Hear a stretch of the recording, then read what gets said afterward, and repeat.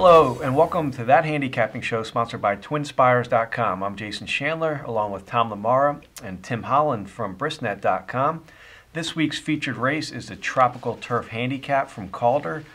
We'll also talk about its sister race, the My Charmer Handicap. Both races are at 1.1 miles and they're on the turf. And guys, it's a kind of a light racing weekend, but Calder gives us a good card here. These are both full fields with 12 horses plus 4 also eligible. So good betting race on a less than spectacular racing weekend. We'll start with the Tropical Turf. I don't know who the morning line favorites are. I don't think they've come out with them yet, but the high weights are Rahi's Attorney and Never on Sunday. They're both Group or Grade 1 winners. Rahi's Attorney won the Grade 1 Woodbine Mile in 2008 and has won a couple races this year. Never on Sunday is a Group 1 winner in Europe. You also have the top 3 finishers of the Bonnie Heath Turf Cup, which is a restricted Florida race, coming back for this race. So lots of ways to go. And Tom, we ended up on the same horse, right? Which is a disturbing theme lately. Yeah, it is. Although you made out okay last week. Yeah, I did all right. Rahi Strada, we ended up with the same horse. This horse has never run at Calder, but that's okay. Ran a pretty good fit at Churchill Downs in the River City. It was a pretty good field. Made a nice move, ran into a little bit of trouble. He looked like he might get through, but he didn't. He flattened out. It's a bit of a layoff, too. Yeah. Hadn't raced since late August. Ran against Gio Ponte, Debussy, Strike a Deal, some really, really good horses. Rosemary Homeister had a good meet at Churchill Downs, her first Churchill Downs meet. She's into ride, so I'm just going to pick him on top and look no further. Yeah, I agree.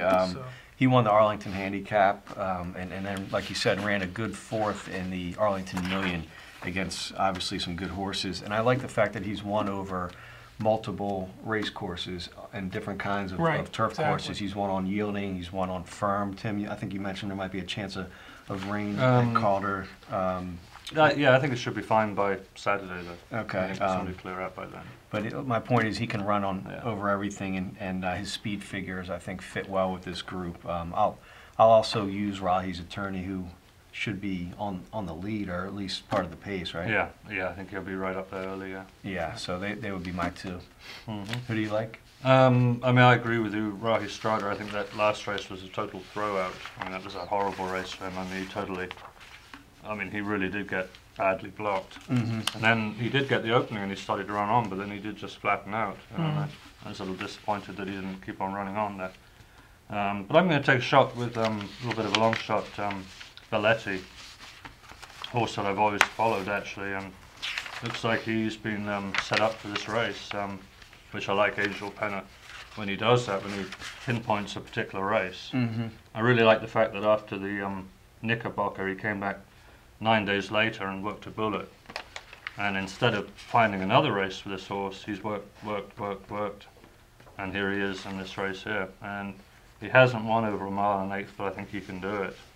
Manuel Cruz wins a lot of races here. Yeah, exactly, and he won for Angel Penna already at the meet down there, one race. Okay. Nobody likes any of the local horses, huh? Pick a Pocket or in the next race I do, but not in that race. No, I don't. All right. And then the other one we were talking about, I like Never Sunday as well, but I think he might need a little bit more ground than this. I think this is a little bit short for him. And then we mentioned Super Spectacular, who knows how good he is if he gets in this race. Yeah, he's an also eligible. He's won in his last 3, and this is his stakes debut, right? Yeah, it is. Yeah, it's a big step up for him, but the fact that they put him in here. Yeah, and we were talking that Johnny V comes in this weekend. He's on that horse, and he's also on Trip for AJ in the My Charmer, which we'll get to in a second. But you wonder if Johnny V's in for this horse or for the filly. Yeah, exactly. That's a very good question. Yeah. Let's move on to the My Charmer, which also drew a field of 12.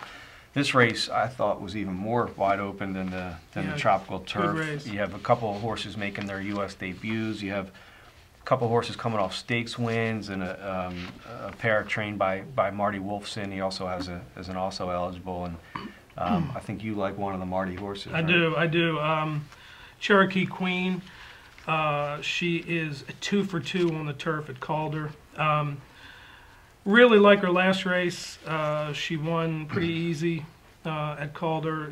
Won a $200,000 stakes at Parks. This summer was a pretty good field. The 1.125, she is stretching out, but I think she should be okay. Milton Wolfson has tripped for AJ, and I also like that horse. 3 for 4 at Calder on the grass and a third. So I'm going to use the Wolfson horses here. And also, Martin Wolfson trains a horse that had been trained by Todd Pletcher, just moved into his barn. Paracatus. I'm not sure if I'm pronouncing that correctly, but I'm going to use those three. And the Wolfson trifecta? Yes, the Wolfson trifecta, right. But not Marty. Right. Marty, Milton, Marty. Marty, Milton, Marty. All right, what do you got?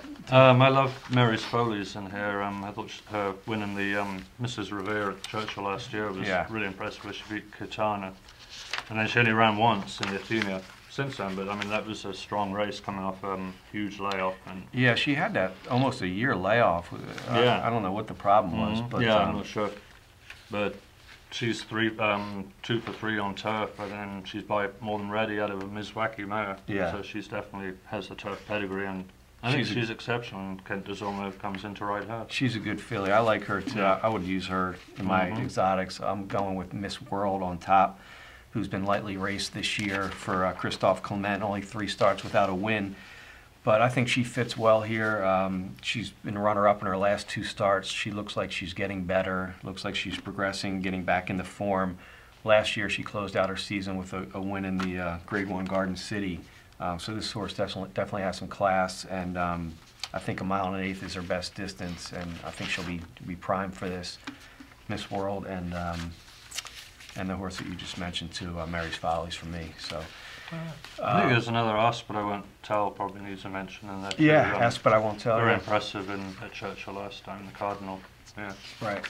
Any thoughts on these European invaders, or they're first making their U.S. debuts? The pair of them, I really didn't think they were quite good enough. I'm not sure. I think maybe they're coming here to be bred, to be for the breeding season next year. Maybe they're just taking a shot at this. I don't know. Yeah.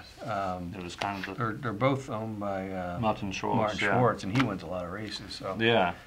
Definitely give him some respect. Anyway, good betting races at Calder all around on a light weekend. Tim, do you guys have a promotion? We have Twin Spires Mobile Saturday. We can earn 10 points for every $1 wagered on the mobile Twin Spires. And Louisiana Derby Dream Weekend in exotic New Orleans. And information on both of those are on twinspires.com. Okay. Thanks to Twin Spires and Briss, our sponsors. And thanks to everybody for watching. For Tom and Tim, I'm Jason. Good day and good racing.